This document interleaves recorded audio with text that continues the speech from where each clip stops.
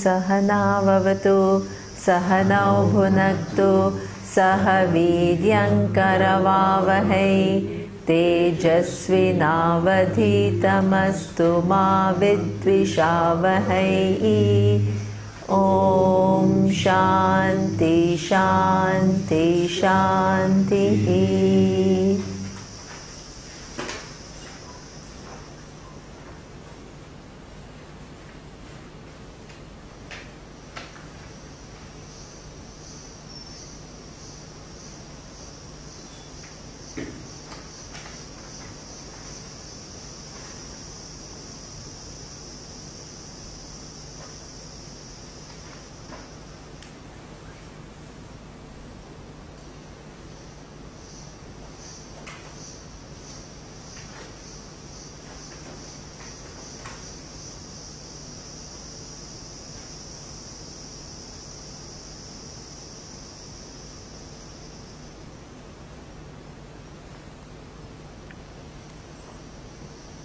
So we are on verse number 7.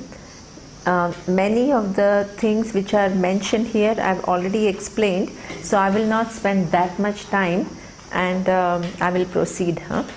So now verse number 7.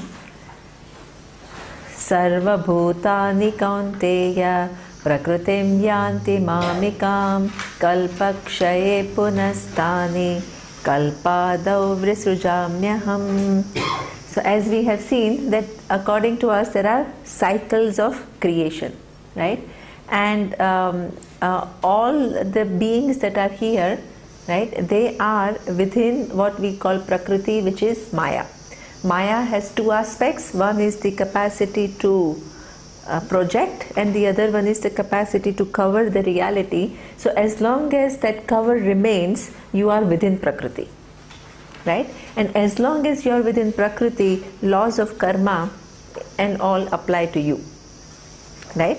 And then what happens? At the time of the fall of the physical body, then the causal body remains, okay? And Sukshma Sharira also remains, and then it goes on taking different physical bodies to experience the result of one's unseen results.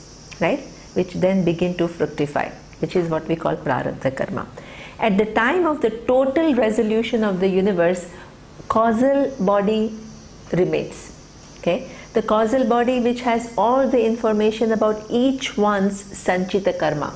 Each one's karma which is not yet fructified, it all remains in a potential form.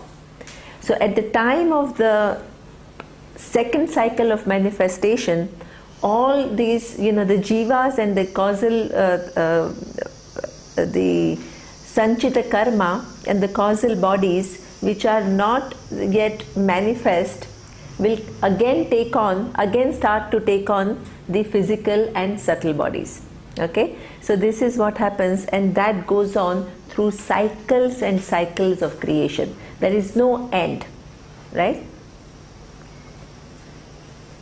So this is what he is saying in this verse, that sarva, all the beings, okay, yanti mamikam, they are within the prakriti. Prakriti is this within my maya, okay, kalpakshaye punasthani. When the kalpa or the manifestation is over, okay, then they are resolved in me, and again punasthani kalpadau vrisujamyaham. Again, when the cycle of manifestation begins, they again come into being according to. So what remains at the time of the resolution is sanchita karma, right? And what remains at the time of resolution is the causal bodies, which are not, because they are unmanifest.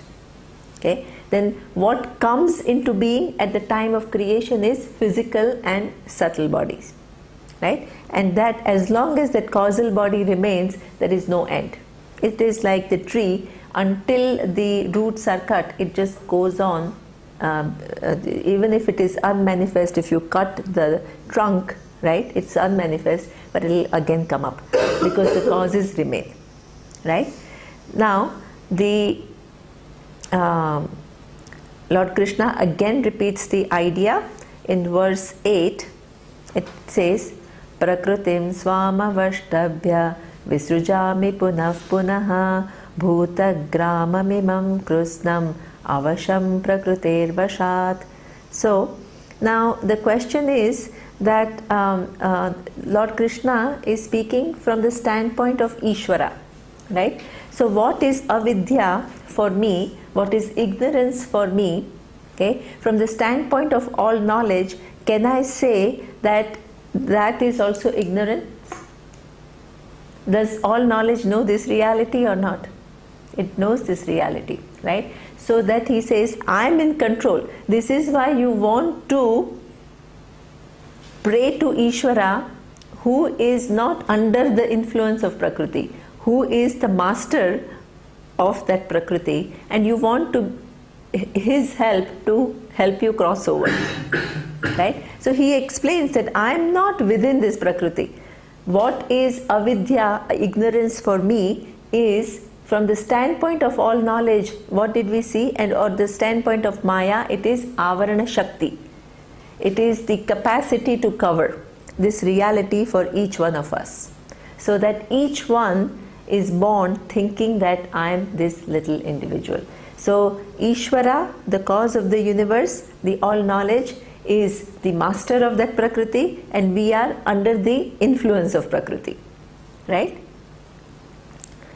So here he says, I myself am the one who is under control of Prakriti, okay, and then keeping all the information in mind. So you can imagine the computer that is, right? Each one's information is all stored, okay, and each one has to receive the result of one's action through taking a given physical body and subtle body. Okay? Now I can only gather experience through situations which involve people. So it has to connect different people with a given order, right? If I have to get some experiences of pleasure, there have to be characters through whom I get pleasure, right? There have to be characters through whom the objects through which I can get pleasure. There have to be things through which I get pleasure. Okay, now the other person has a different kind of a karma, and that person also has to come at this same time and place, and also has to receive result of one's action, again through network of people, objects, things, right? And each one of us in turn participates, right, in this Prakriti, and also influences the nature of world. So all of us come at a given time, the contemporary time, we all have some prarabdha to face the world in a way that it is.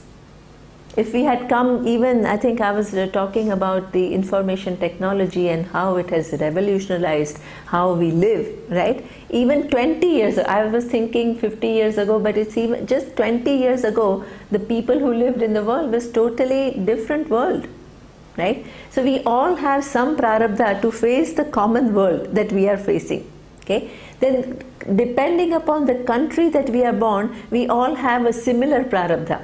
If you are born in Germany, you have a different kind of a prarabdha. If you live in Thailand, you live in India, we all face some common prarabdha. Okay? Then we all face some common things for like earth.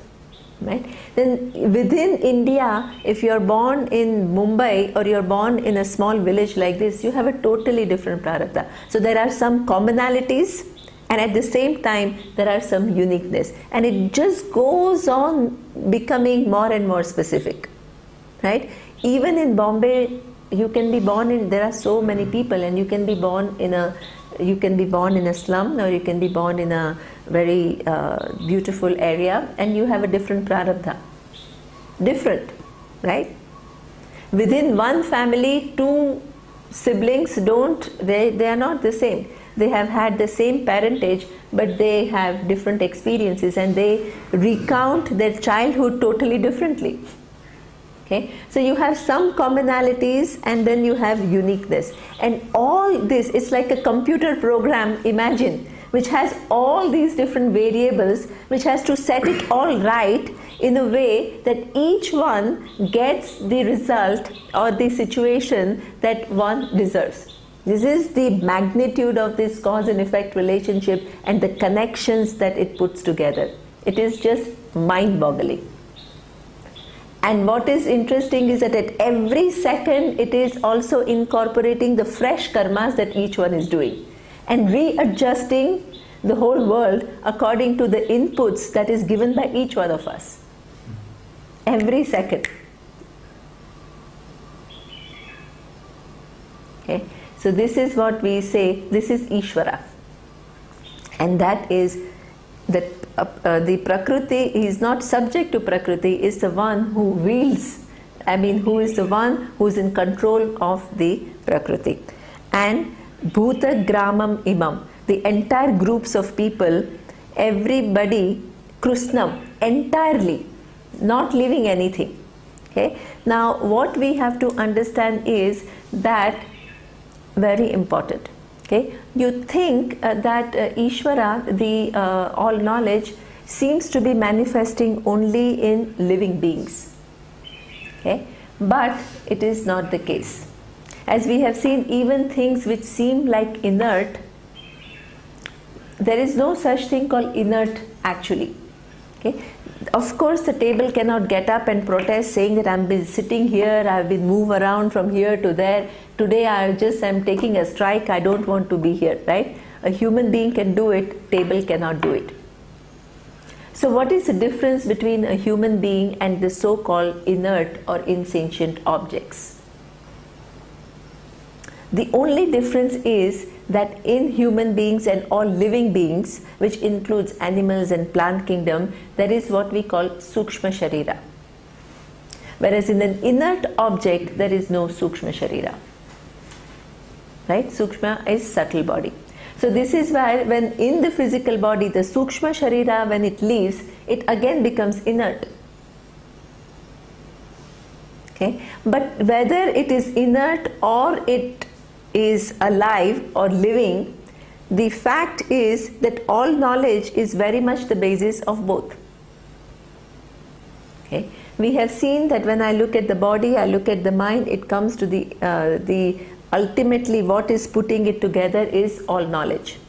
When I look at the table or when I look at the rock, when I look at the water, again there is the all knowledge which puts together the hydrogen and oxygen atom to give it a property which is different and which has a given function. Okay? So that all knowledge remains for both. So all knowledge is the one which is the basis of both sentient and insentient being.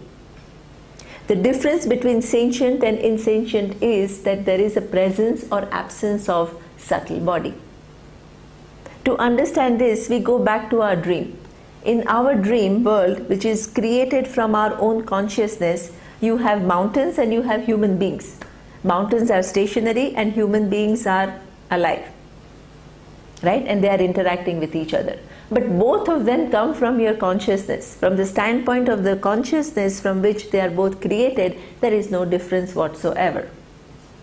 Right? So Ishvara Krusnam Idam, not just living beings, very important. He makes that Krusnam, entire universe is within that manifestation. Ishvara is in form of the manifestation, it pervades everything. And through the rules of Prakriti Maya, right, the capacity to create and capacity to project, and all that follows certain laws. Okay. Then the next verse,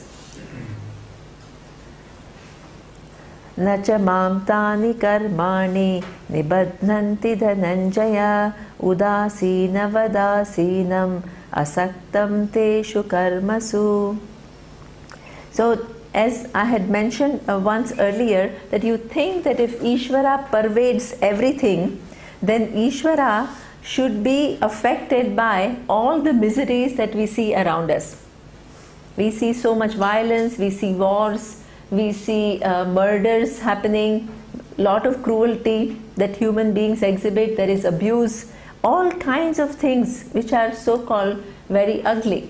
And you also have tremendous beauty in creation. Sometimes you just look at the sunset, you look at the blue sky, you look at the trees, and you feel, my God, mountains, valleys, what a beauty.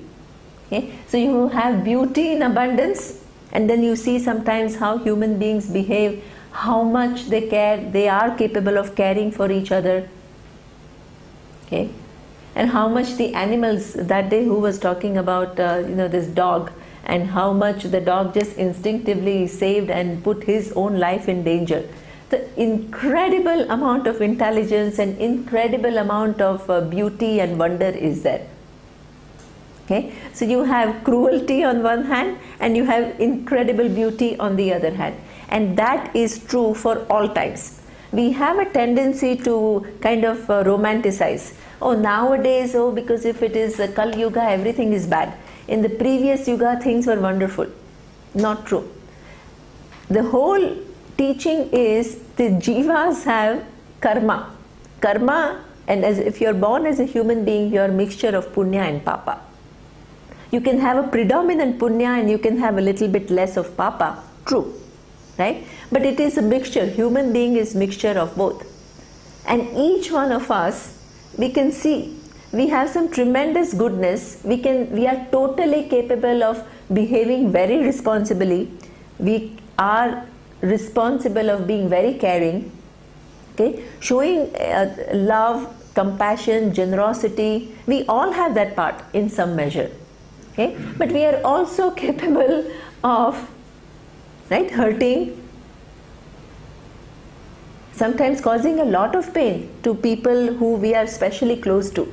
Right? Hurting, we think, is only killing and cheating and all.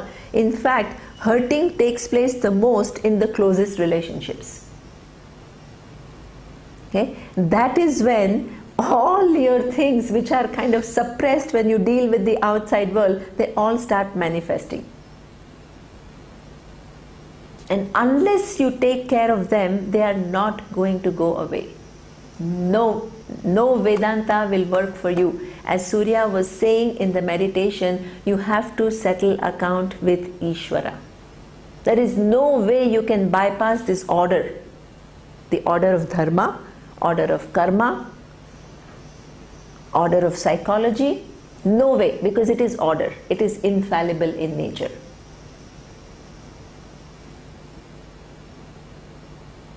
You have to work on yourself at that level. There is no other way. The whole teaching is given to you so that you become aware of all of this and align your life to that. Not that you just stay in one thing, oh, I'm the truth and all. That doesn't work. It's very superficial. It's escapism.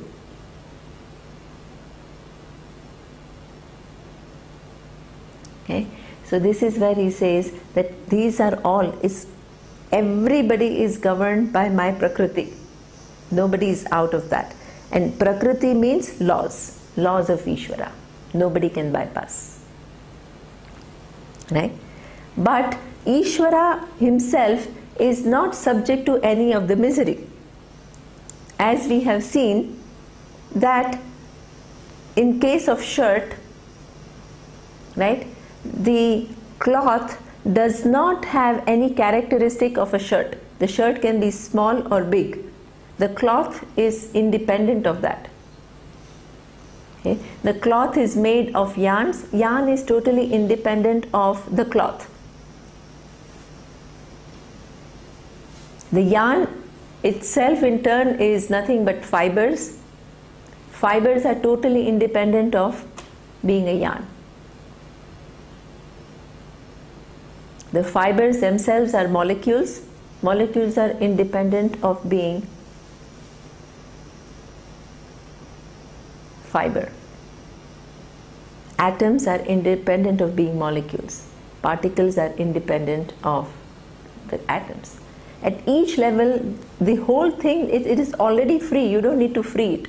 Then what to talk of all intelligence which brings about these particles, puts them together in form of atoms, again puts them together in form of molecules, again puts them together in form of a fiber, again puts them together in form of a yarn, again puts them together in form of a fabric. From fabric you have human intervention, which makes it into a shirt, also puts together human brain, which is capable of using the cotton and making the shirt. At every level there is a presence of all knowledge. It's not down there, it's in and through everything. It pervades everything. At the same time, it is free. From everything that happens, these so-called as though attributes, when they are added on. So this is what Lord Krishna is saying. While everything is within my thing and everything is manifestation of me, I am totally free from any suffering. You cannot attribute any suffering. You cannot attribute any intention on me either. Okay, that is another thing. Very common question. If Ishvara is there, very common question. If there is a cause, why is there so much misery? As though Ishvara is deciding to give you some misery. If that was the case, then Ishvara would be a sadist. Because he has all knowledge and he has all power, and he is choosing you to give you a miserable life. What kind of person is this? It's not worthy of my worship.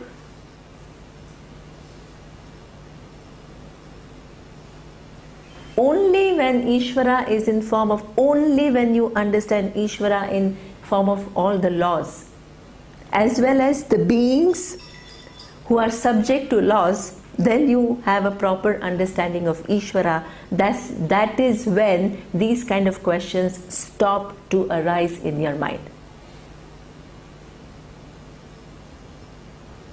Okay, so this is what Lord Krishna is declaring, that nacha mam tani karmani, those karmas na nibadnati, they don't bind me at all. Udasina vadasinam asaktam teshu karmasu. With reference to this karma, I have no role to play. I don't use my will. Ishvara is not one entity who uses one's will to give you what you are looking for. We don't have this judgmental Ishvara. You see, he'll watch you. Are you following him or not? Right? If you're following him, he'll send you to heaven. If you're not following him, he'll send you to hell. That kind of concept of Ishvara we do not have. And that has to be very, very clear. Otherwise, God loves you, God is compassionate, God is, all these messages that we receive, we start to give attributes to God. Then we have obviously the question, if God is so compassionate, then why? We start giving human attributes to God. The cause has to be understood as that which makes all these different attributes possible in the buddhi of every being. It is that all knowledge, that all intelligence who has the capacity to give all ranges of emotions, ranges of capacities of mind and of strength and everything. From one opposite to the other, range. Everything is possible. All the possibilities. As Surya, I really like the answer that he gave yesterday when he talked about, we have this whole thing that something is totally fixed and the other thing is like totally open. We move from one extreme, that something is just predetermined totally and the other thing is just totally free. Ishvara is in form of probabilities, right? All the forces, your inputs, the nature of your inputs decide the outcome. Nothing is totally fixed, nothing is totally free. It all happens within the range, and within the range there are probabilities.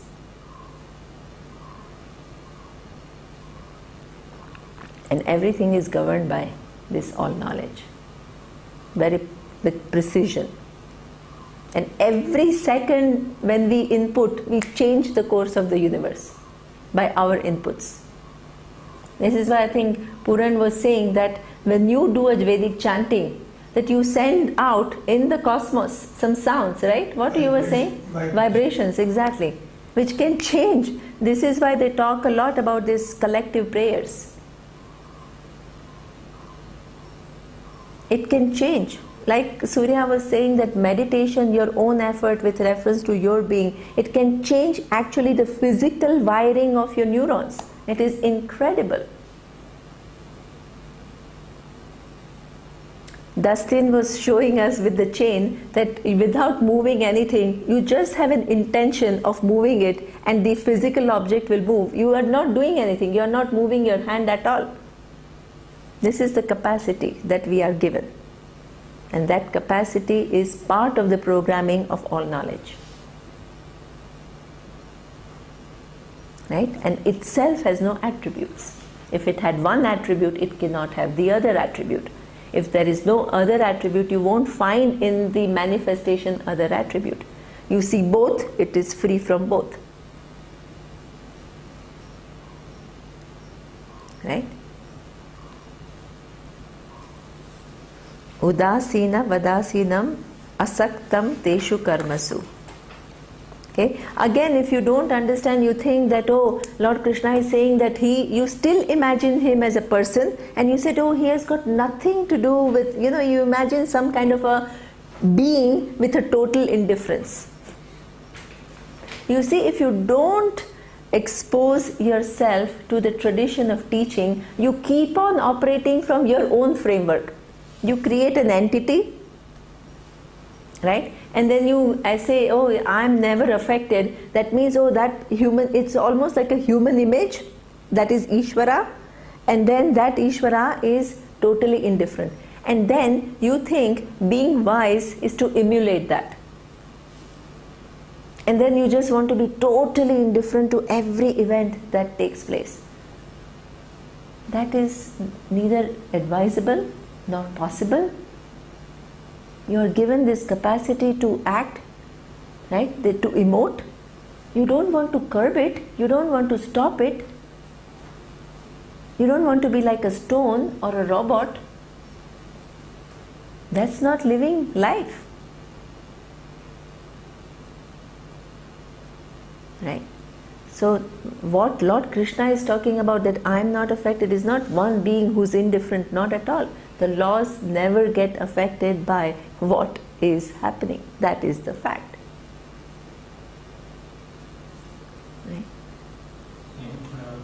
Maybe a question, but not to be answered now. Maybe you can have it. Yeah. Not sure if you kind of explain when you talk about Maya, right? The all knowledge with the ignorance. No. Maya is not all knowledge with ignorance. Maya has two capacities, Shakti. Okay? Capacity to project and capacity to wield what is the reality. That is a Shakti. It's not, from the standpoint of a given manifestation, it becomes ignorance, because it is the Shakti of Maya. To a human being could have been born knowing the reality that all that is here is one. Very simple. Okay? So there is some capacity which makes that fact unknown to the individual. That's all. That capacity is Ishvara. From my standpoint, it is ignorance. It's like same, you forget about Vedanta, right? The capacity of Ishvara includes that making that so-called relative time and space, which has been there from the time of the creation, Big Bang. But it is ignorance until it was discovered. The human being was ignorant about that. So what is the capacity? The relativity of time and space already existed, which was the part of the all knowledge. But at the same time, the all knowledge worked in a way that this fact was not known to a human being. So that is ignorance with reference to me, not with reference to Ishvara. Do you get that? Yeah, so my point was like, so why should the knowledge could have been given directly? Why is it like? But it is there. But it is there. So any reason why? This is the nature of Ishvara. That is how Ishvara is. And this is how, and in fact what is the manifestation is also Ishvara. Right? This is how Ishvara is. Nobody can contend that, because we know that we are ignorant. But we also know that there is a capacity which to know that. Right? And also that there is a capacity which makes my brain programmed in a way that this fact is not known.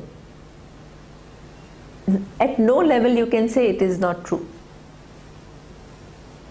Right? So all the way it is nothing but manifestation of capacity. Okay. So then he says, the next verse, verse 10, Maya Dhyakshena Prakritihi Suyate Sacharacharam Hetunanena Kaunteya Jagat Viparivartate.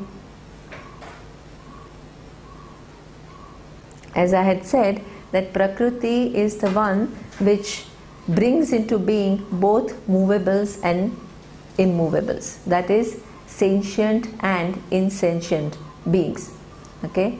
And because of all the past causes, the Jagat is manifest in a given way, and it undergoes different changes over a period of time depending upon the inputs that each one gives. Okay? So one thing we have to understand, that if Ishvara is in form of the laws, right, and also in form of all the beings, okay, so Ishvara is what we call Upadana Karana. Upadana Karana is the material cause of the creation, that all intelligence pervades everything. Okay? In the morning we saw that Brahman is Vivarta Upadana Karana. It has never undergone any change. That existence and consciousness has never undergone any change to become the universe. What is the status of Ishvara? Is Ishvara Vivarta Upadana Karana or Parinami Upadana Karana? Huh? No change. Doesn't change. No. Ishvara is Parinami Upadana Karana. Why? Because Ishvara being all these beings, the beings at every point undergo change, right? And every second the laws have to incorporate, right, different inputs that each individual gives and change the universe according to the inputs that are given by each individual. Okay? And Ishvara, the all-knowledge, also becomes manifest and unmanifest. The all-knowledge is manifest now, but even within the manifest Jagat, at every second it becomes manifest and unmanifest, as I said. What is yet to come 10 years from now is unmanifest now. What happened 10 years before is unmanifest now. Right now, the previous second is unmanifest. By the time I finish talking, the second where I was talking is unmanifest. The whole universe is constantly undergoing change, constantly.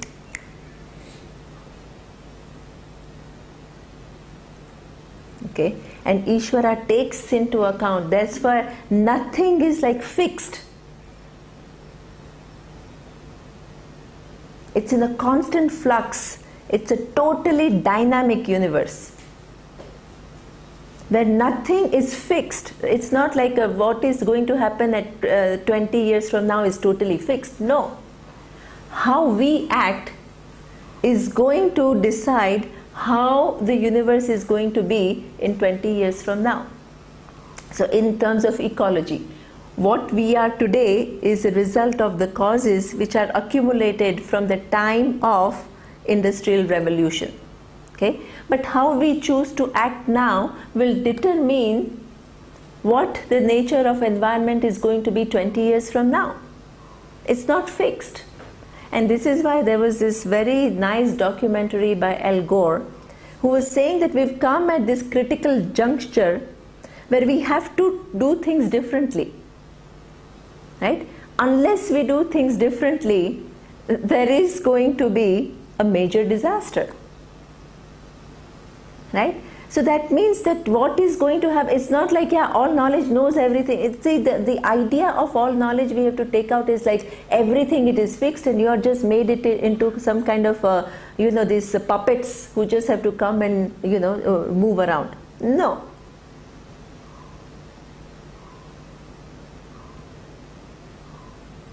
Okay. It gives all these range within that our actions, and the universe has to adjust according to each one's actions, and each one's actions count. So when we say Ishvara, that's different from Brahman. Yeah. See, Ishvara, as we saw, when we call Ishvara, we say all knowledge, right? Then what is the truth of Ishvara is conscious, that is Brahman, right? So that is what he is saying, that there is no other reason why the Jagat is what it is. Okay. Then what he says in the next verse, verse 11, it says, Avajananti mam moda manushim tanumashritam param bhavamajanantaha mama bhuta maheshwaram. Okay, so most of the people spend most of their life, okay, not knowing who I am. Not knowing who I am includes range of people, right? Who are all these people? There are some who just think that there is no cause at all, because I don't see any cause. There is no cause. It's just nature. It is just random. It is just evolution. There are people who think like that. There are some people who think that Ishvara is the cause, but the cause is something which is out there, some other place in heaven. It's a being, right? Other than me, like some big uncle, right? That I have. So that is also avajananti mam. Okay, they don't know. They have some concept, but that concept that they have is not in keeping with the reality of Ishvara. Okay. So then what happens is that their life is lived missing out one major reality which is existent. And sometimes what happens is that the consequences are actually quite grave, because you have not given any kind of a direction. You don't have any direction in life, so the whole life becomes the whole life of gratification, short-term gratification, grabbing mentality, being highly short-sighted.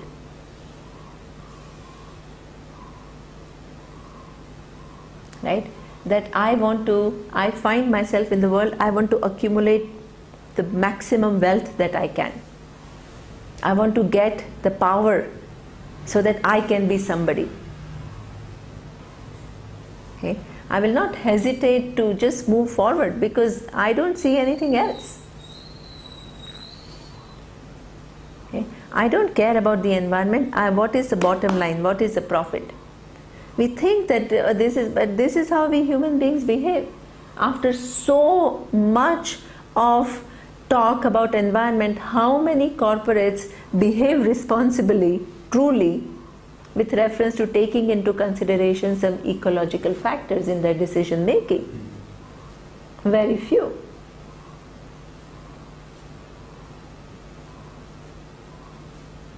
Okay. All our business, that okay, even though everybody is now talking about corporate social responsibility and this and that, it is all fine up to a point, but ultimately, right, it's all extremely calculated business, which is fine. I mean, you're here to make a profit, so you should not feel that you should not make profit. No. But certain amount of responsibility you can exhibit in doing any business that you're doing.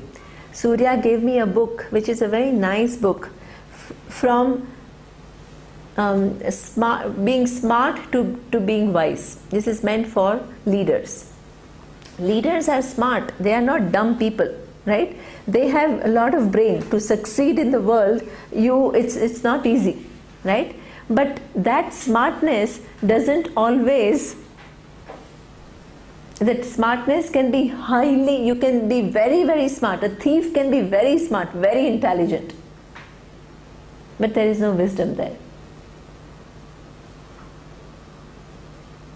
Okay, looking at things in a proper light, looking at my responsibilities, this all constitutes of wisdom. That sometimes when you don't have this whole understanding of the presence of laws which govern your life, that you can't bypass, you think you're very smart, you've accumulated few things, you are a foolish person in the long run. Here I want to take time to talk about a few values, because what it means that when people miss all these values, they live a very irresponsible life. So what is it to live a responsible life? Let's talk about it, right? Because that is important. So according to the Vedas, there are few things that you have to know in order to live a responsible, mature life, which is what we call a human growth. Okay, one thing, when we have talked a lot about, you know, the universal ethical values, we have had debates, we have talked about the relativity of that. Today I don't want to reopen this same topic, but I want to show another dimension, right? The other dimension of value of values, which is very important. Very often people have this question, which is a common question, that I am very ethical, I'm getting nowhere in life, especially in a country or a context where there is a lot of corruption, or there is a lot of, you know, in some countries it is probably easy because the overall societal structure probably is more or less conducive. We don't know, right? But in some countries that certain things are rampant, it's a very common thing that when you are straight, you are always kind of being a loser, right? Because you are just sticking to some principles and you don't gain anything in return. And those who transgress certain universal values, they seem to get all on top, right? And therefore there is, even though you feel that you, on some hand you are proud that you are ethical, but you also have at the same time some sense of loss, because you feel that you are not really, you know, you are suffering because of your honesty. That is a very common feeling, right? So now you have to see the whole situation in a different manner by understanding the value of values. Okay? Let us take the example of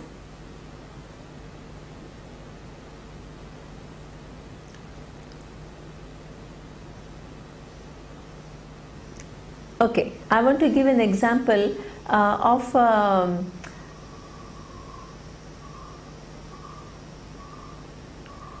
there are these the doctors, right? And before the drug is, Surya, maybe if you can correct me if I'm not totally right, before the drug is approved, right, some of the doctors have to certify that it has no major side effects, right? Now, as a doctor, these people who want their drugs to be approved, they're huge companies, huge pharmaceutical companies. Okay, they can offer you a lot of money to get their drugs approved, right? Let's say you are a doctor who is doing reasonably well, right? And somebody offers you this millions of dollars to get their drugs approved, because if you approve it and if it goes into the market, they will make billions, right? So you have a dilemma. You say, if I'm honest, right, okay, I continue to earn whatever money that I earn, right? But if I approve, I have some millions of dollars. And with this million of dollars, I know exactly what I can do. I can buy a beautiful house. I can buy a very nice vacation home. I can go on a cruise to Caribbean, right? I can send my kids to Ivy League school. I know all these things that I can do with this millions of dollars that I get. But if I choose to be honest, what do I get?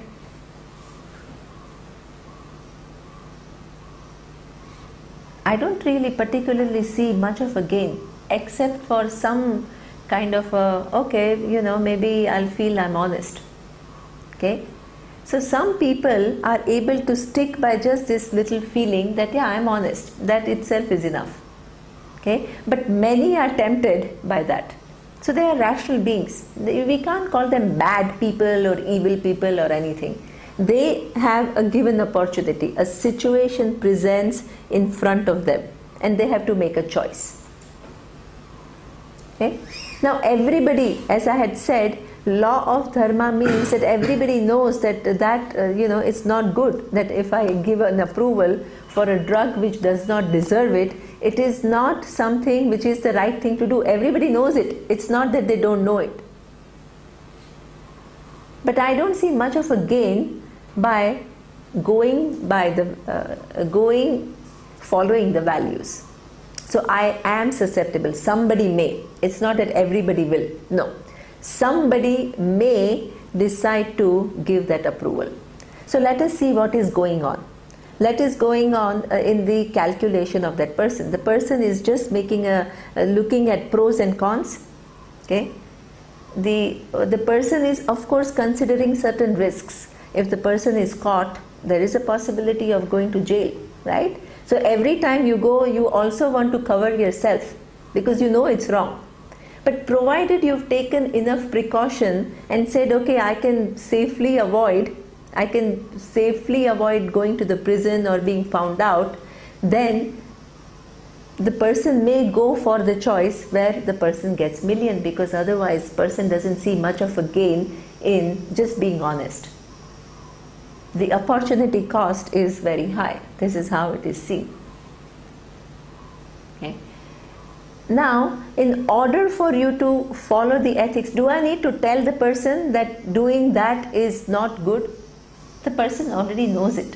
It's not that that information was lacking and the person did not know. So it is useless to give an advice to the other person, be honest, because the person knows that it is what the person has done is not something right. So if I want the person to make the right choice, what do I have to do? I have to change the understanding in the mind of the person in terms of the gain and loss. I have to make that person see the situation totally differently, in light of which the loss when you sacrifice on universal value becomes huge. Okay? So how do we do that? The Shastra itself deals with it and says that don't think that if you have avoided going to jail, then you have emerged as a winner with this $1 million. The very minute you do that, the law is such, law of dharma is such that it will give you this feeling of guilt. It is unavoidable. Immediately you know that you have not done something which is right. And that not doing right creates immediate feeling of guilt. Immediate. And conflict. Okay. Now, if it is just a feeling of conflict, you can easily, we human beings are very clever. We can always divert our attention. You go for a movie, you're feeling guilty, you're feeling uncomfortable, you have some unease with yourself. You go for a movie, you get drunk, you go to a discotheque. We have many, you go and watch some sports to divert your attention so that you can forget that.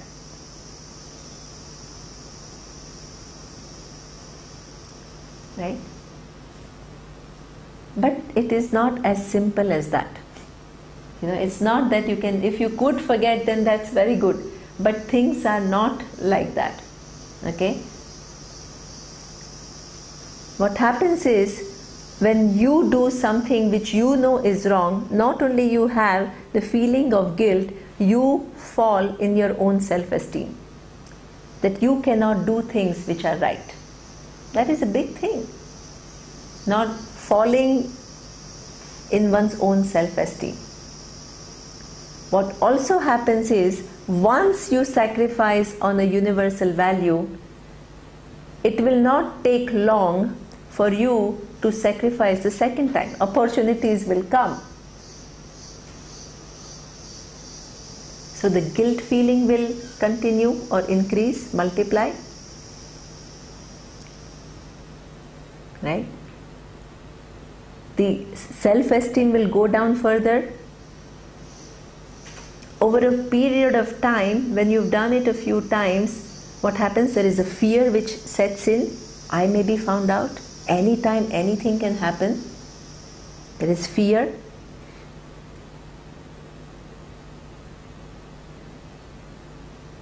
Okay. Then what also happens is, if I can do this, how long in my vision, how long does it take for others to do the same? I, being so-called decent person, living a decent life, can do it. Others also will do it in my vision. Not that others will really do it or not. In my vision. Right? Then what happens? Every interaction, every transaction is done with some kind of a suspicion about the intention of the other person. I'm suspicious. Oh my God, what if this person does that?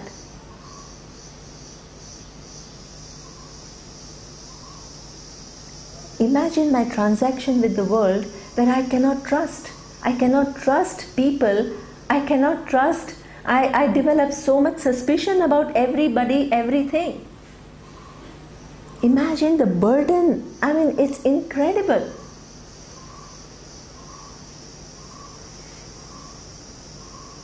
Okay?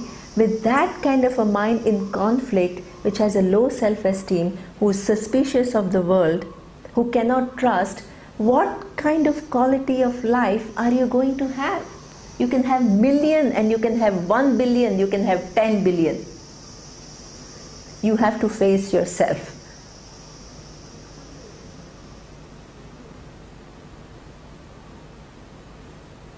When I understand the implication of going against the law of dharma,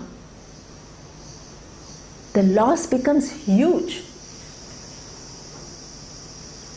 And now, if I add one more factor that we have talked about, which is punya and papa, right? That not only all these things are happening because of my own psychology, but situations will come in the future where, as a result of this wrong thing, if, as Surya had said, this wrong action on my part of approving a drug which has tremendous side effects can actually harm so many people, and I'm responsible for that. So imagine the papa, the magnitude of papa that you have incurred in affecting lives of so many people where you are a very decent doctor.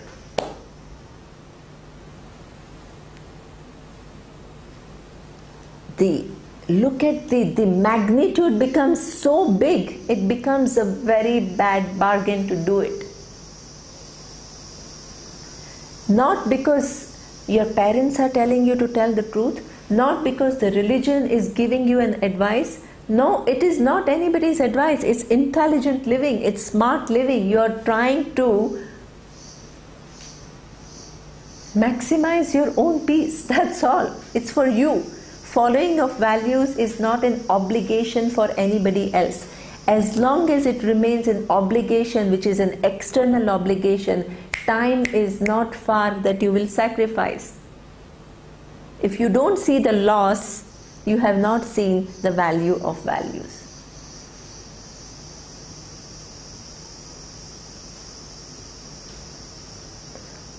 only when the loss is well assimilated, then it is just part of intelligent living that you follow values. It is for your own protection.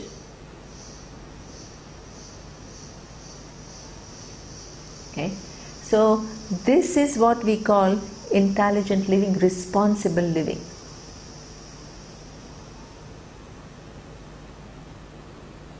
Okay, the second part of responsible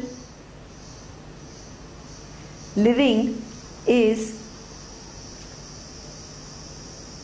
to see our, this dharma even becomes much more important and more in magnitude if we see that we are living in a world which is interconnected. Okay, my actions today not only affect me, okay, it can affect my family, it can affect the society, it can affect the posterity. Like what Surya says, that not only in terms of width but also in terms of vertical thing, right? The wrong decision taken by a doctor in terms of medicine that the doctor approves can affect many people right now at this time and place. I'll give you the other example of how it affects different people at different time and place, in future. Okay. If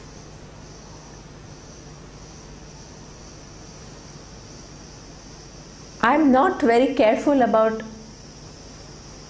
how I raise my children, the kind of things, sometimes out of your own insecurities or your own ambitions, you put a lot of pressure on your children, right? Or compare them or push them to succeed, right? You are creating a certain psychological issue for that person, right? It's good to be a parent and it is good to participate in their formation and all of that, right? But if you are going to it's a very common thing especially, I don't know, I have seen in some families in India, I don't know how much it exists everywhere, I am sure it does exist, that the parents subtly, there is so much value given to education, which is a very positive thing, right? But the flip side of that is that the parents measure the kids only in terms of their academic excellence. So subtly, the person who's doing very well at school gets a preference, okay? And the child who's not doing so well at school is in very subtle, sometimes even unintentionally, okay, is made to feel slightly inferior. Okay? And that once the child picks up the inferiority complex, unless the child works on it, it continues to stay with that child for rest of one's life. You always feel you are not loved. You are always looking for approval. You are trying to overplease people because you'll be approved where you feel that you are not approved by your parents equally. Sometimes it can result in you lying and telling things which you think that through which others will approve you. We exaggerate our achievements. We tell who we are and we show ourselves in a great light. It's all lack of self-esteem and need for approval. And that is very rampant. Okay? That feeling of inferiority which is inflicted through behavior of parents, whether intentional or unintentional, will stay with you until you begin to realize what's happening in my life and actively try to change it at that level. Not, oh, now I'm Brahman. No.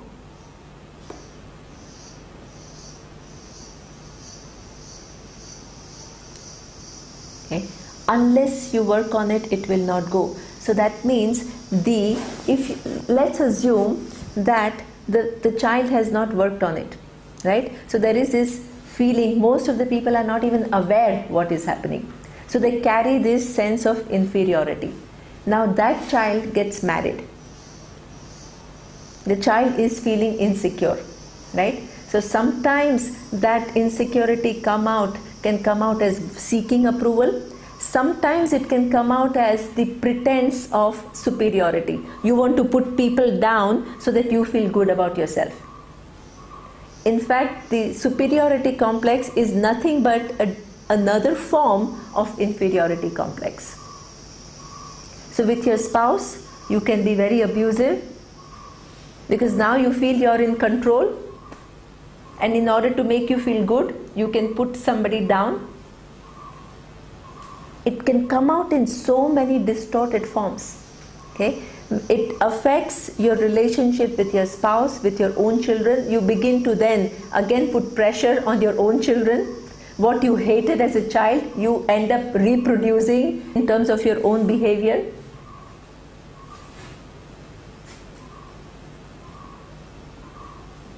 Okay? Then you give a legacy to the child, and it can go on for generations. Imagine one action on your part as a parent of giving a subtle preference to a child who is doing better at school can carry forward for generations.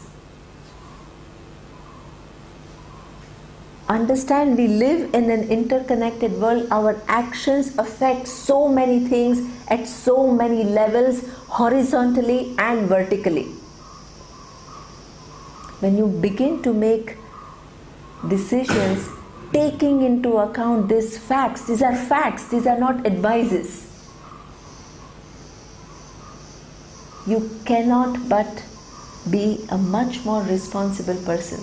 That the whole life has to be lived. You know, it's like a wheel. You have to begin to remove these wheels, otherwise you continue with your little narrow world and your vision of this narrow world. Never come out of it.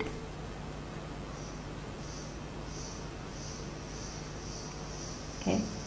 So the value of values, recognizing your interconnectedness with the world, which gives you another sense of responsibility, added sense of responsibility.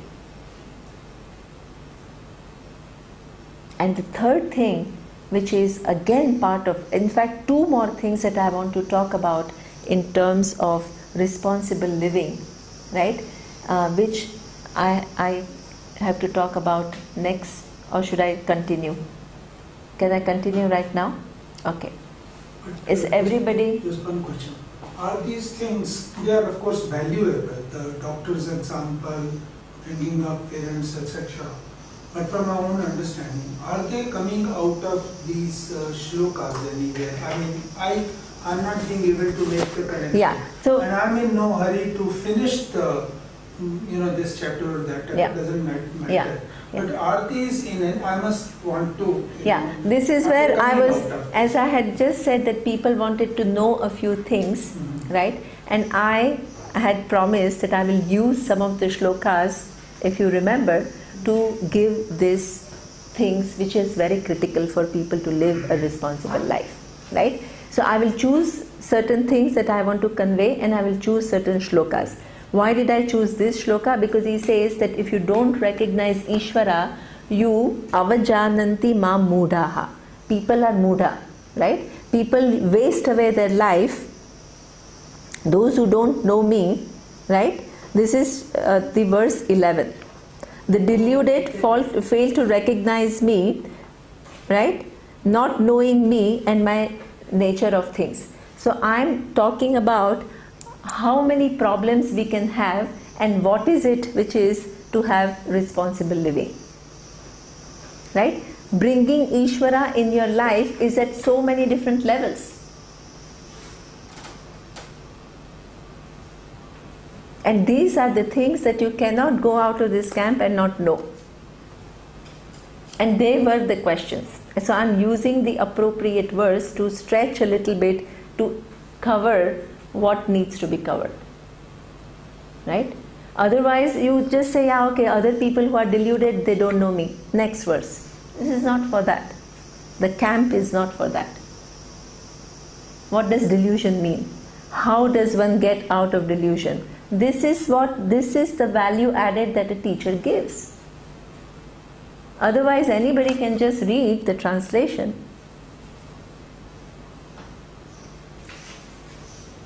Okay, and it is all based on Gita. It is not based on something else. Right?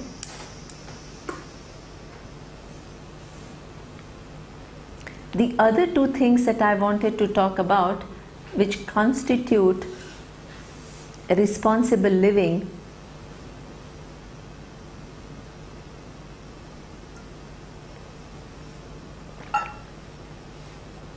is what Nirav had asked, Swadharma. Okay? One is, up to now, what we have talked about is Samanya Dharma, the universal values, and the value of following the universal values. The second thing that we have talked about is our interconnectedness, which is in third chapter of the Gita, which talks about the whole universe being nothing but a yajna, a big cosmic yajna going on, where each one participates, where each one is connected with the other, and we have to give our responsible inputs, which not only have implication for us, but for our family, for our nation, for our society, for our world as a whole. And this is understanding of Ishvara. And if you don't have that understanding, you are Mudha. That is the verse 11.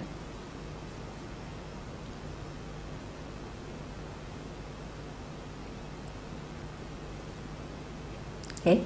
Swadharma is again understanding, in addition to Samanya Dharma, each one is placed in a unique situation.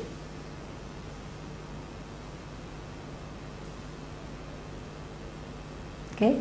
Each one finds oneself in this universe with unique talents, with unique capacities, with unique range of possibilities, right? And where the person is at that given point in time constitutes one's Swadharma. That idea of Swadharma, which is one's own duty, okay, was very well defined in the Vedic the model. Okay? So we had something called 4 different ashramas and 4 different varnas. Okay? You have brahmacharya when you are a student, you have a grahastha when you are a family person, then you have vranaprastha when you are basically you've finished all your duties, and then you have so-called sannyasa where you are supposed to pursue something that you have come here for, which is the knowledge, and kind of give up everything else. So for each of these ashramas, the duty was very specifically defined. Okay? Then you did not only have the ashrama, you also had varna. Okay? So you are born in a family which is a, let's say there are 4 Brahmin, Kshatriya, Vaishya and Shudra. Okay? So each one has a very defined set of responsibilities. Okay? So as a Brahmana, mostly the job was that of a priest, that of a Vedic scholar. Then you have sometimes intellectuals, law. These are all the things which are very often connected to scholarship, love for growth. All these are what we call certain things which were supposed to be the dharma of Brahmana. Then you have Kshatriya, where we saw Arjuna was born in a prince family, and Lord Krishna says you are placed, you have taken a birth here, you are a prince, you have an army, you are the one who is capable of fighting Duryodhana, not many other people are. So it really becomes your duty to do this job because not many other people can do it. Right? So this is what we call duty if you are born as a Kshatriya. Then a Vaishya duty, is you're born as a commerce, the person who is in commerce. And in fact, up to now in India, most of the time people followed. You're born in a business family, you continue, you join family business, and most of the time it just happens by default, not because the system is intact, not at all. Right? So that has its own dharma. Then you have Shudra, people who are doing the so-called, you have many people who are doing the manual work, right, or something which is clerical work, so administration, and people who are just at the lower level of administration, doing cleaning and all kinds of different activities. So these are the four different varnas, and people kind of took on what we call Swadharma. Is they took on those roles. The priest's son became a priest, right? Then the warrior, the prince, if you're the Kshatriya is not only the warrior, it's also the king. So king's heir became another king. The commerce joined commerce. The Shudras joined but this structure is something which is totally breaking in the present day society. First, before I go into the new society, let me just talk about the fact that there is this varna. The point, many people are highly critical of this so-called rigid divisions, right? Because they say that the others are not given the opportunity. So that means people are excluded. So if a Vaishya wants to become a priest, he is excluded, right? So therefore people become highly critical of this system. But what you have to see is what is the vision behind this system, right? The vision behind this system of which is falling under Swadharma.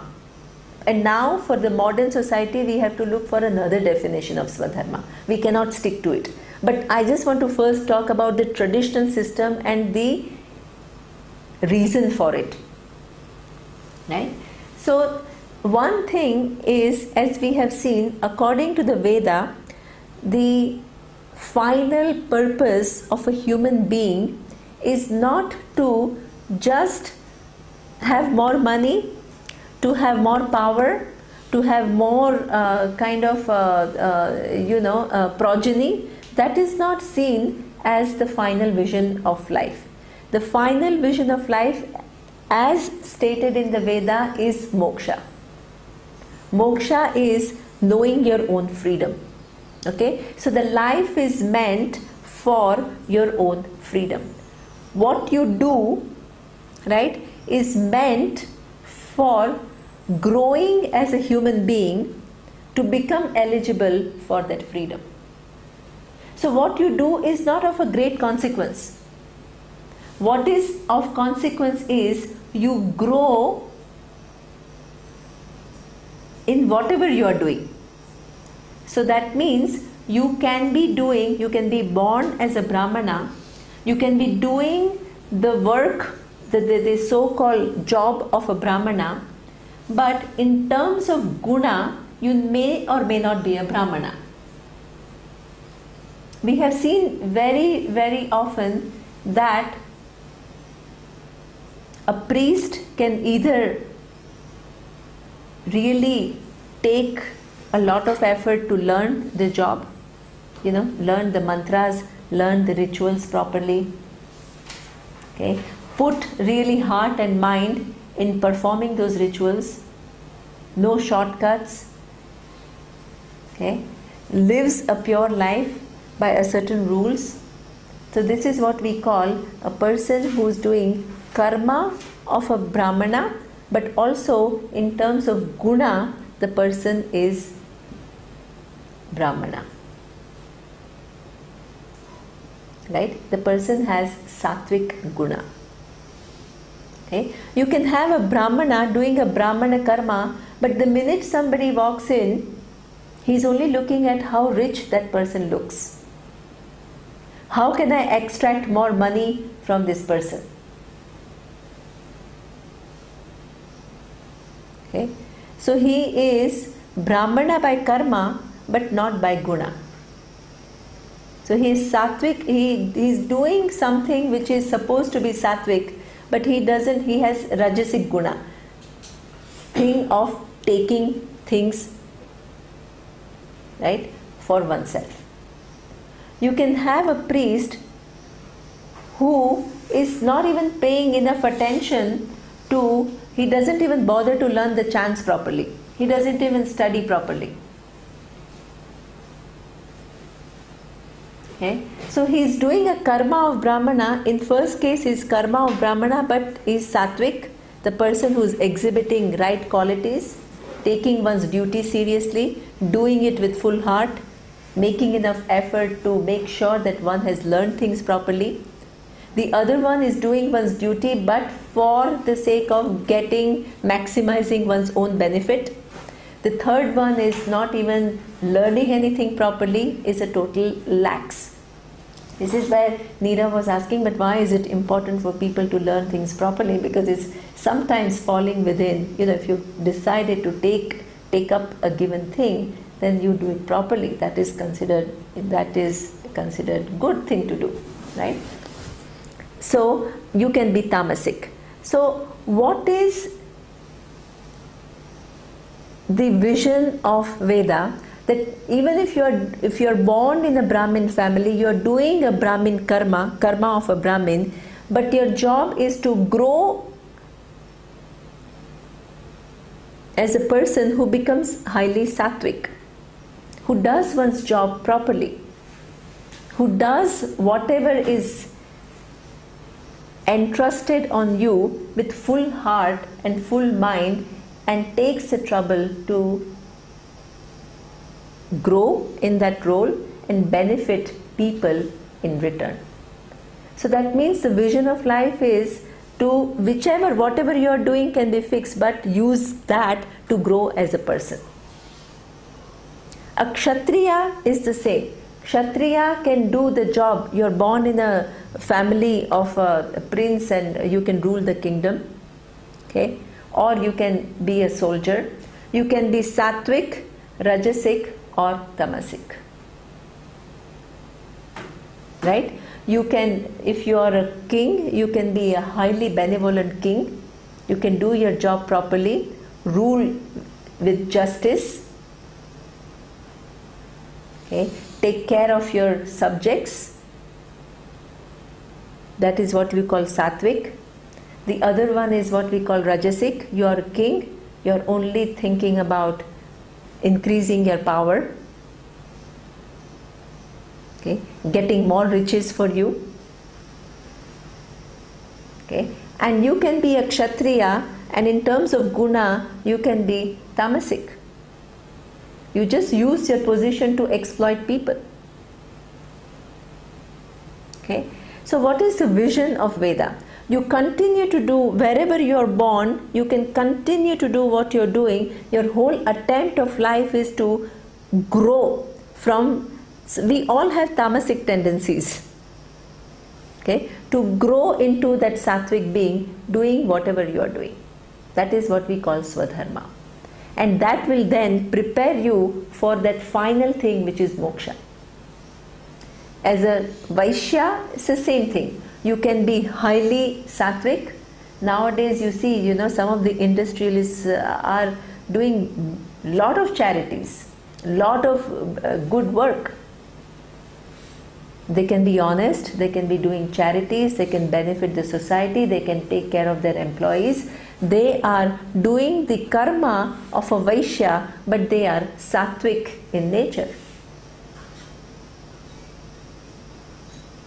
Okay? You can be doing a karma of Vaishya and you can be rajasic by just grabbing, maximizing your profit and not considering for anything else, the environment, your employees. You don't pay taxes, whatever. Okay? So this is rajasic. The tamasic is you actively harm the other people. There is what nowadays they have all these kind of wars, no? They have ad campaigns where one puts down the other and you actively harm things and actively say. So this is all what we call tamasic. go against values, cheat people. So each of these karmas you can be doing, your attempt, and Shudra is the same thing. You can, as the example of Nirav that day, you can be doing a very, very simple thing, right? Let me give you one example. I read a book called Flow. There's a very nice book called Flow. Okay, the flow is talking about that how, regardless of what you are doing, you can put yourself in a frame of mind where you are alert, right? That you are very conscientious, you are using all your skills, and at the same time, is effortless. There is no stress. Okay, and he was giving an example of a person who was working in an assembly line of making whatever, some bottles or shirt or whatever. Okay, so assembly line jobs are considered to be the most boring jobs in the world. It's so monotonous, right? One thing comes and you just input and it comes out. So therefore there is a lot of boredom there. He says this person was constantly challenging oneself, let me do it the most efficiently possible. Today I have taken out 10, whichever product it is per hour. Today I want to excel myself and I want to make it 12. Next day from 12 to 13, 14, whatever. Okay, so his attention was not, oh, how boring my job is, and look at this monotony is like, I'm bored to death. No, he was setting his own standards and striving to achieve those standards and meeting those standards. Okay, what kind of framework of mind he had? He was always cheerful. He had a good self-image. Okay. Over a period of time, the company also recognized that this guy is just far better than anybody else. He doesn't make mistakes. His error is very low. His precision is very high. Okay, they started rewarding him. So imagine you are doing a job which is a very simple, ordinary job, okay, but you are highly sattvic. You are alert. You are applying yourself. Right? So that means that there is a possibility of being a sattvic. You can be rajasic, you can say, yeah, I want to do better because I want more money and whatever. Or you can be tamasic by saying, oh my God, my job is so boring, and then go on a strike. And you can do all kinds of things. Right? So in each, what you do does not matter. The purpose of life is your own moksha. You do wherever you're born and do whatever you're doing, whichever, doesn't matter. The whole attempt is to become that sattvic person. And being that sattvic person who is alert, who is using one's mind, using one's skills, recognizing one's responsibilities. This is what we call becoming a sattvic person. And anybody doing anything can become that person. You don't need to change. You don't need to change the karma. You may change, but you need not. Okay? And once you have done that job, you are then, in the order of things, ready for moksha. Because you worked on yourself. You have a good self-esteem, because every time we do what needs to be done, the feedback from the order is, at least here, you're fine. And that's what really matters. Okay? Now, in the present day, these divisions don't remain. And we are not advising anybody to follow it either. We are just showing you the idea behind it. We are not giving anybody advice, oh, we should go back to that system, it was wonderful, and we should, there is no shoulds and should nots. It's just showing that system and the vision behind that system. But the present day, that system doesn't exist. The fact is, every society has intellectuals, every society has people who are soldiers or the politicians who rule the kingdom. Every society has people who are engaged in commerce, and every society has people who are doing this manual job. So that division is something which is universal. It's not only confined to India. Okay? That interchangeability is there in other cultures, and it is also true most of the time in India too. You see, somebody was saying that most of the Brahmin kids now are, nobody wants to do yajnas and becoming a priest. They are all joining IT firms. So all these divisions are not there anymore. Okay, the soldier's son doesn't become a soldier. Most of the, it is amazing that there are so many maids in India who are, and now you ask each of these people what their kids are doing.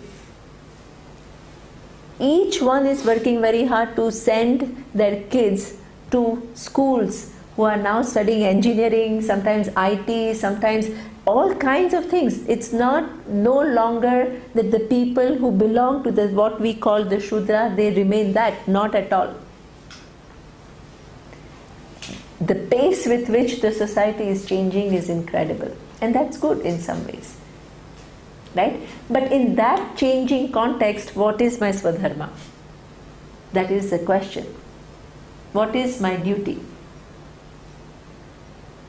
Okay. That duty can be understood in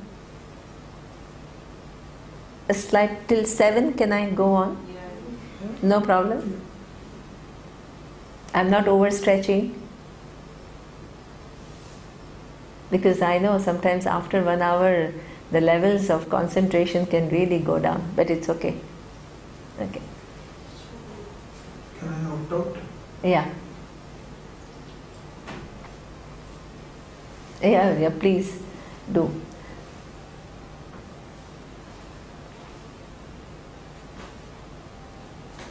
So, what is one's Swadharma? Okay. That has to be seen in a different manner. You as an individual, you are placed in a unique situation which is your place in this total scheme of things. And it is a unique place in the total scheme of things.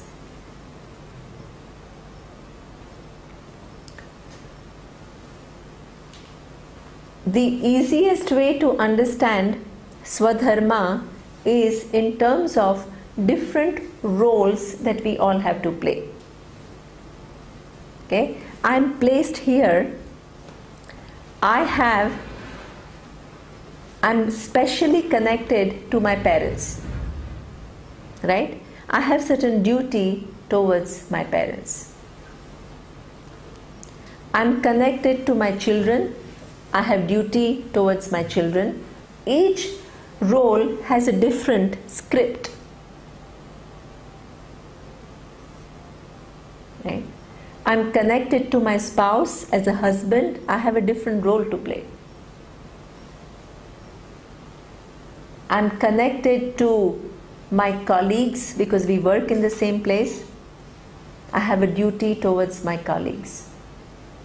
I'm going to work. I have a duty towards my company who's paying me the salary. I'm a citizen of the community. I have a role to play in the community.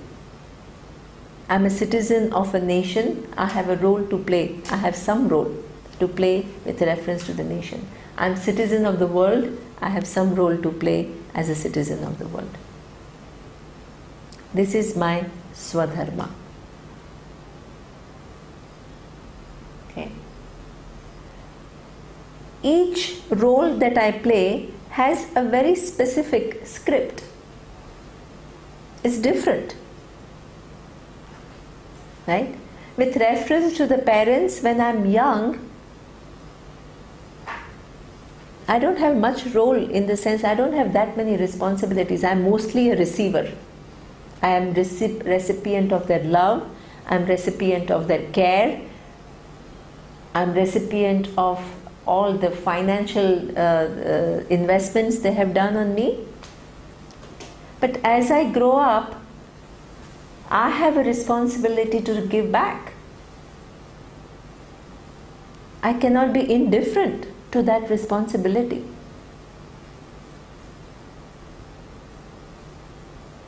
Okay. So that is my role with reference to my parents, taking care of them when they are old, when they need my help. It need not always be financial help. You know, sometimes what is interesting is that old people feel very lonely, that nobody, hardly anybody talks to them. So the minute you go and talk to them, they'll start telling you all their life stories because they are so lonely, they just need to just talk. You know, and sometimes 15 minutes of your time can mean so much to them. It's not like your whole life has to be devoted to them, or, you know. So, you know, that sensitivity. So, this is what you call your duty towards your parents. What is your duty towards your spouse? One of the biggest issues for somebody that you love, in the case of like a spouse, is when you love somebody, it is almost always combined with control. You like somebody, you want to control the person. You want the person to do what you want the person to do, to think the way you want that person to think, to behave in a way that you want the person to behave. Okay. The person feels totally stifled. There is the person cannot move, the person cannot express oneself, because you are always wanting to control the person, always commenting on how the person is, always trying to, you know, this is highly damaging for the other person.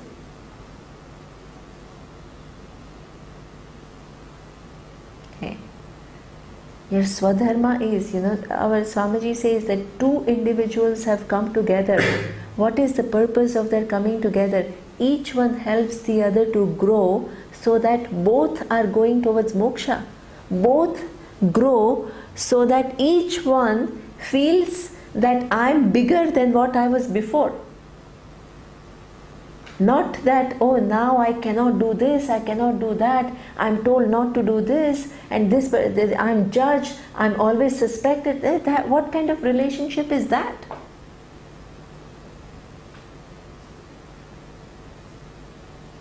Your dharma towards your spouse is helping the person to grow. Show your love, show your care, show your trust.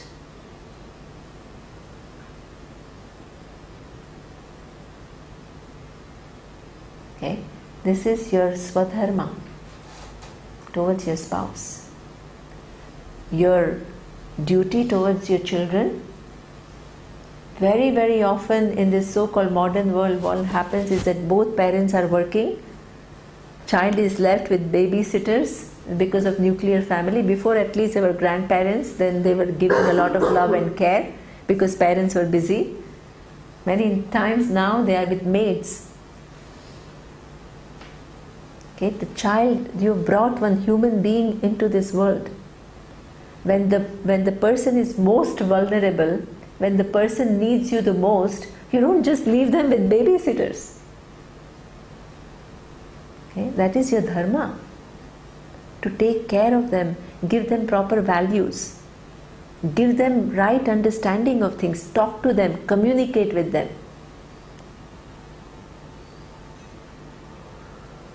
Okay, I will give you a very small but an incredibly powerful example, which I thought it's a subtle example. Okay, to see how much kids lose out if the parents are not around when they are young. Okay, I give you an example of my boss at the UN, right? So she is very intelligent, she's doing extremely well at a very young age, she's really climbed high, and she's a very good friend of mine, right? So she told me one thing very interesting one day. She told me that she has a child, and obviously the husband works and she works, so the child is, you know, growing up with a nanny. She told me that she saw in, you know, her daughter this tendency that, you know, all the kids are playing and she has, let's say, one big piece of chocolate, right? And then my friend says, you share this chocolate with everybody else, okay? And her daughter refused. She's like very young, 3-4 years old. So she kind of refuses to share it with other people. She's always, and then my friend, at least, you know, most of the people, they don't even pay attention to that. But my friend, she's very intelligent and very perceptive.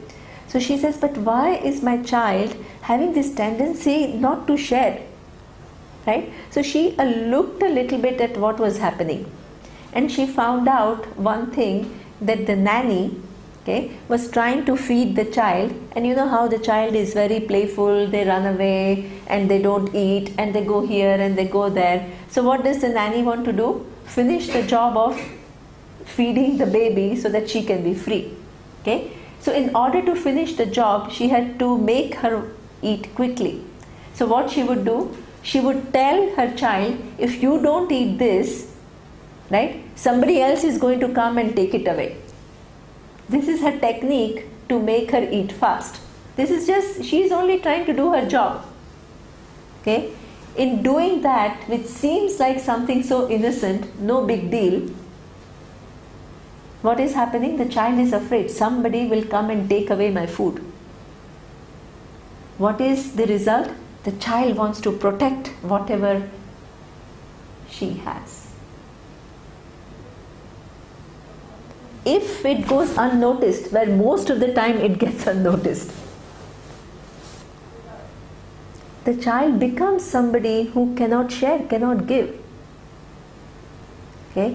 The parents have to be extremely careful in so-called seemingly very harmless thing where the maid is just telling eat, otherwise somebody else will come, can have a huge impact on how the child is going to grow up to be. The kind of values, the kind of giving, the charity, all these is going to be affected. Okay? So the role of parent, the duty of parent in the forming years of a child are critical. Then if people don't pay enough attention, they are very busy doing their own thing. When the child grows up and becomes a teenager and becomes huge rebel because everything, all frustrations start coming out, the parents panic. And then in Bangkok, they all came, you know, we were asked to give a seminar by parents, right? How to kind of, how to educate our children living in foreign country. Okay, or how to control them, or how to, as though the children were a problem, right? We gave them a message, the children are a problem now, have you done your job of giving them the right values right from the beginning? Have you spent time with them? Have you communicated with them? Have you been with them all along?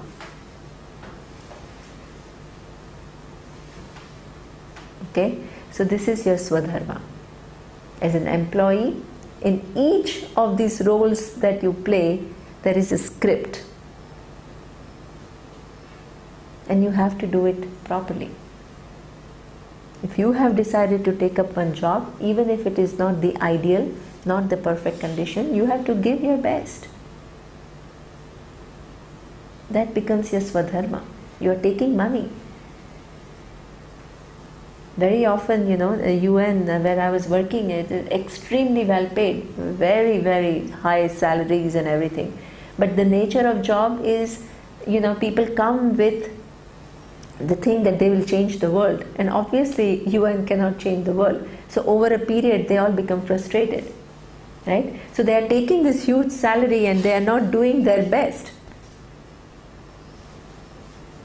And they always think that the problem is always with the UN, but they never look at what they are doing, because UN is not an entity which is the collection of all the individuals. Okay? We are always very quick to criticize the world, the system, the government. It's always external. People, society, always all the frustrations and everything, which is as though we are all angels and each one feels the same. So your society includes me, my society includes you, and each one is dissatisfied with the other. Nobody makes enough effort to change oneself. Swadharma means, our Swamiji used to very nicely say, most of the societies are right based. I want this, this is my right, this is what I have to have, this is what I'm entitled to. Okay, so everybody wants, wants, wants and wants.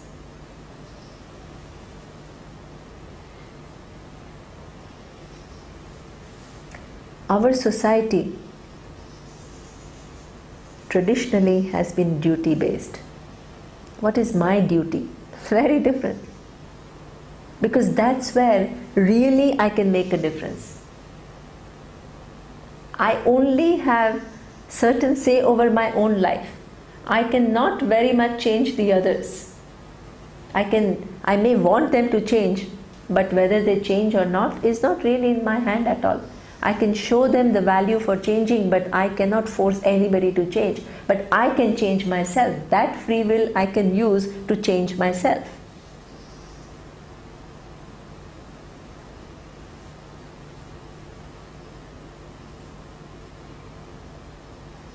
Okay. So this is what we call duty-based society. Wherever I have the most sphere of influence, this is where I act. Stop worrying about, every time when there is a value discussion, instead of people looking at themselves, oh that person, oh that government officer doesn't do this, it all becomes an intellectual subject of discussion. Always somebody else is to blame, somebody else's fault, somebody else is not doing their job.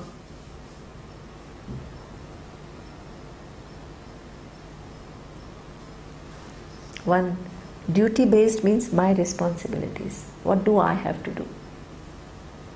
Very sane life and very proactive life. Very, very often when I change, people around me also change. You will see that.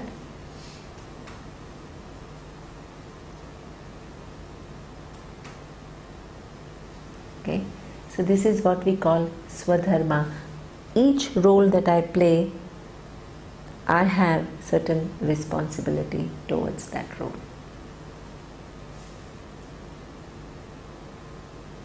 Okay. And as the person becomes bigger, one begins to be, initially it is duties only with reference to my family, my grandparents, my spouse, my children. As you become bigger and more aware of you being the citizen, then your sense of responsibility goes on increasing over a period of time. In whichever little way, you can always do something more for the community. You can always find something that makes you bigger. Your heart becomes bigger. Your range of vision becomes broader. Okay? Even some things like environment, you think that what can I do? It is all governments who have to do things differently, the corporate leaders who have to do things differently. What can I do? You can do your part by switching off the light every time you go out. Right? Not running the tap when you are brushing the teeth. Small things on your part is one step forward. One step towards the total state of the world. Each one's action counts. Not using plastic. We saw yesterday all these little children in the village, right? Going with this huge demonstration and saying, what is going on? I asked Prakash, and there was all these young kids, right? They were wearing all these plastic kind of bottles or whatever, glasses in their thing, and then saying, please don't use plastics. Yeah, it was in this, out of nowhere, they are all, giving education to the adults. Awareness program. Awareness program. Did anyone take a picture? And I need that picture. Yeah, I need that picture. Right? So this is what we call Swadharma. These little children can do it. Right? And why can't we do it? Our part. Does Swadharma not mean, or does it also mean duty towards self? It also means duty towards yourself. That is a very good point, because when others are not performing their duty towards you, then that creates some kind of a disharmony, right? So for example, you are doing your duty towards your wife, but your wife is not doing the same. What do you do? Right? And there again, Swadharma includes protecting yourself. Like I had said yesterday in the example, when the woman was abused, she can keep on saying, oh, this is my boyfriend and my dharma towards him is to protect him, to support him, to be compassionate towards him, right? And not just leave him because now, after beating me, he is repenting it. So you can have that so-called Swadharma where you inflict harm on yourself. So that is a distorted vision of what is Swadharma. So Swadharma also then comes with, I have a duty, right? I am a participant, that I have a duty also to protect myself. So drawing boundaries in every relationship becomes Swadharma too. But is it only in a situation? Is it not just normal also that you, in any case, let's say the spouse is doing his duty towards the wife, don't you still have a duty to yourself? So one way of that with reference to every relationship, you have to draw boundaries, this much and no more. This is very important, because you are also one of the manifestation of Ishvara. You have to also protect yourself. You can't let yourself be abused in the name of just doing your duties. This whole sense of, oh, sacrifice, I'm sacrificing myself. Nobody wants you to sacrifice yourself. It's not healthy. You do out of your fullness. You do out of your sense of responsibility. Don't let others abuse you. No, you cannot. If I can kind of add to that. Yeah. The way I would look at duty towards others is, like you said, spouse and parents and children and all that in a society. But duty towards self, more I would say, it may not be in terms of relationship, because it's self, it's not a but you are playing a role. In that role, you also have that role. Not only you give, you also receive, right? No, the way I look at it is, it's more like, okay, I want to move up in my life, in my problem. Yeah, so, true. Maybe that is true. That is true. Reading books. True. That absolutely so right. That could be the absolutely, duty to self, absolutely. which doesn't actually have an impact or an expectation from other sources. True. Both. Yeah, that is true. That is the second one. So that trade-off at every level, because you should not create a feeling to others that you are giving more time to yourself, because that's what I'm saying. There are duty for others, but you also have a duty for self. This is correct. You know that limitations. In fact, the more you invest in yourself, better your interactions are going to be, right? So some amount of investment in self-growth is very necessary, and self-development is very necessary. That is true. That is your duty towards yourself. And this is where, which I had talked about in terms of, the whole duty is to become gunataha sattvic, right? That is your duty towards yourself. So no matter what you are doing, you have to become that sattvic person. That is your duty towards yourself. Right? Your self-growth. Very true. And the more you do that, your interactions with others also will improve and others will hopefully change. But if they don't, then the boundary is also part of the duty. Is it correct? Okay. I would So- say that is kind of a expectation management. Okay, so now if you don't do all of this, you are now let's come back to the verse. Delusion. So you are deluded, living deluded, right? And all this understanding involves understanding of Ishvara. Okay, dharma is part of Ishvara. Our maturity includes incorporating Ishvara. It's not just the intellectual understanding of all intelligence. No, right? When I become aware of my dharma, that samanya dharma, it is seen as manifestation of Ishvara, law. Okay? When I see my interconnectedness, I see that all intelligence has created the world in a manner that everybody is interconnected. That is a setup in which I am put. Right? When I see that I have roles to play with reference to different people, again, that I am placed in this given situation at this time with these people, right, which requires a certain response or certain behavior on my side. Again, there is understanding of Ishvara. All the way, there is understanding of Ishvara. Okay, this is what we call incorporating Ishvara in your life. We generally think that it's only when I'm praying, doing bhajans, doing arti, I'm relating to Ishvara. No. This is all that Surya says, incorporating that presence and understanding its implications. That is bringing in Ishvara in your life. All these levels.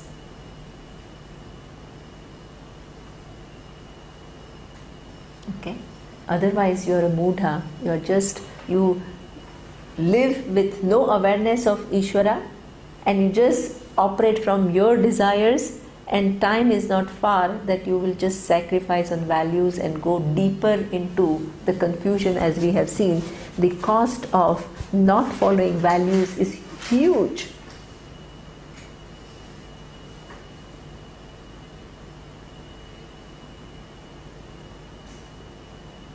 Okay, so this is where we end this class.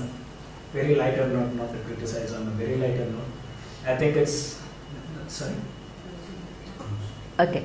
Om Purnamadav Purnamidam Purnat Purnamudachyate Purnasya Purnamadaya Purnamevavashishyate. Om Shanti Shanti Shanti. Om Shri Gurubhyo Namaha. Hari Om.